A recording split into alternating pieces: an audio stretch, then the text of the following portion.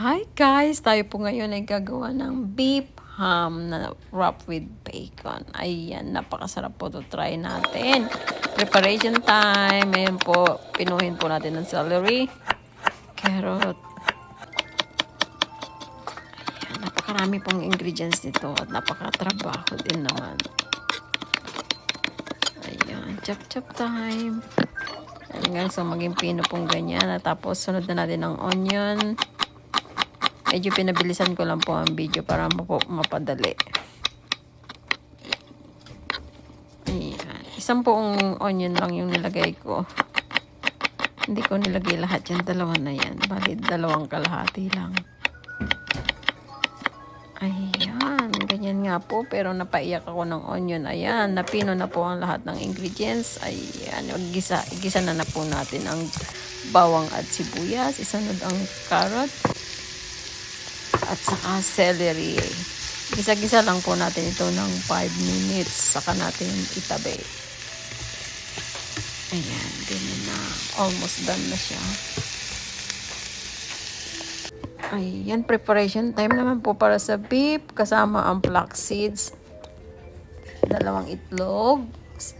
Tomato sauce. Salt and pepper. At saka po yung parsley. Ayan. I-mix lang po natin to ng mabuti.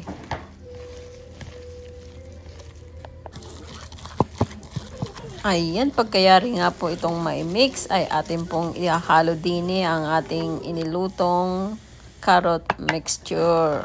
Ayan. At paghaluin din pong maigi.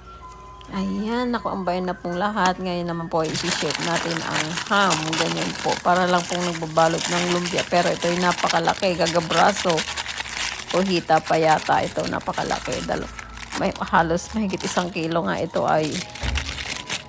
Ayan, ganyan lang po. I-shape lang po natin siya sa parchment paper. Tapos, yan na rin po yung gagamitin pang bake sa baking tray. Ayan, ganyan. Ganyan lang po. Napakadali. Matrabaho lang. Pero kung gamay mo na siya, ay mabilis lang. Ayan, papatungan na po siya natin ng bacon. Napakasarap naman dito. Ayan. Ang pagkain ito po pala ay kinuha sa recipe book. Ayan, pinalo ko lang po yung recipe.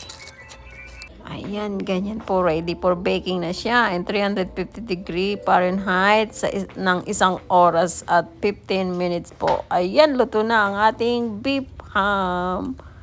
Napakasarap po nito. Try po nyo.